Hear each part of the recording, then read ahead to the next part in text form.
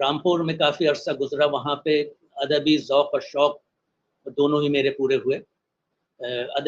رامپور کی فضا بہت ادبی فضا ہے، اور شعر و شاعری کا وہاں پہ ہر بچہ یوں سمجھ لیجیے کہ گرویدہ ہے، اور بچے بھی وہاں پہ بات کرتے کرتے مقفع زبان استعمال کر لیتے ہیں۔ تو یہ رامپور کی خصوصیت ہے۔ رامپور مجھے دل و جان سے پیارا ہے، بہت اچھا لگتا ہے، اور وہاں کے مہمان نواز بہت ہیں۔ ایک خان صاحبوں کی بستی ہے، خان سرحدی پٹھان جو روہیلا پٹھان ہوا کرتے ہیں، اصلی اگر وہ کہا جائے کہ ہندوستان میں کہیں پہ اصلی روہیلا پٹھان ہیں تو وہ 3 جگہ پائے جاتے ہیں ہندوستان میں۔ ایک تو رامپور، اور دوسرا ہے ٹونک راجستھان، اور تیسرا بھوپال میں بھی کچھ اصلی روہیلا پٹھان ہیں۔